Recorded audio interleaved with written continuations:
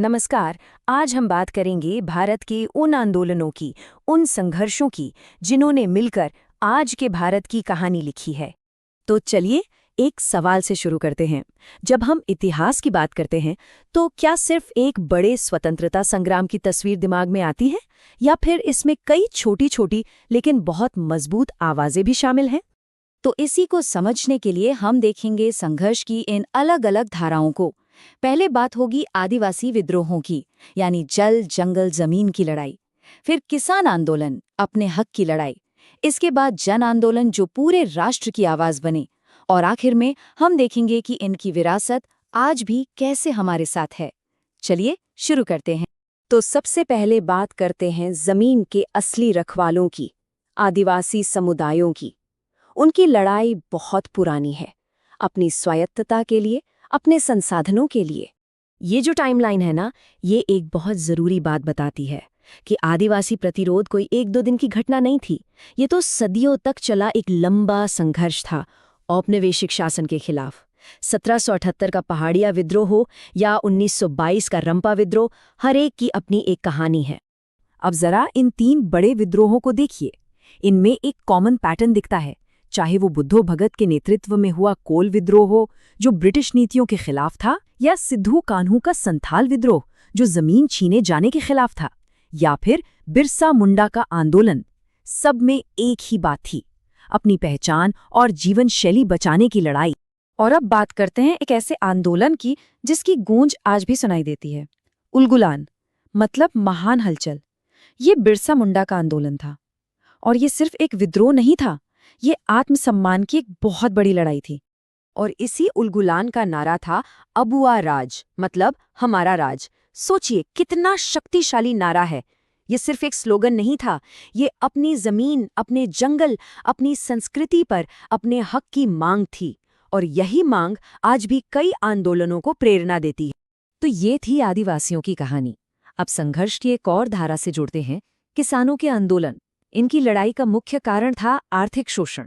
किसानों के आंदोलन में भी हमें दो अलग अलग रास्ते दिखते हैं।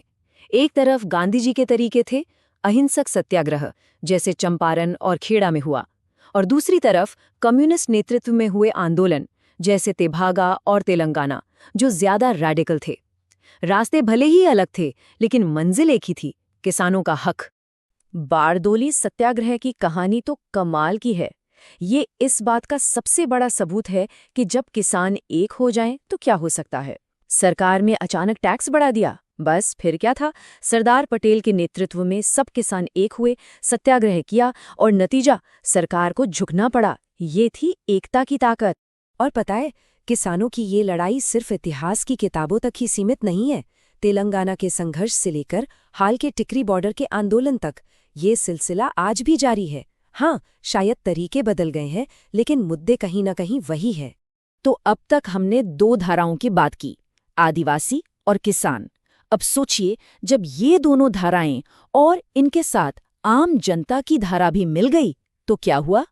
एक विशाल लहर बनी, एक ऐसी लहर जिसने ब्रिटिश राज की नींव हिला दी। और इस लहर को दिशा दी महात्मा गांधी ने। उनके तीन बड़े आंदोलन, 1920 का असहयोग आंदोलन, 1930 का सविनय अवज्ञा आंदोलन और फिर 1942 का भारत छोड़ो आंदोलन। हर एक आंदोलन के साथ आज़ादी की आवाज़ और तेज होती गई। इनमें से साल 1930, ये साल बहुत खास है, भारतीय इतिहास में एक टर्निंग पॉइंट। पर क्यों? ऐसा क्या हुआ था इस साल?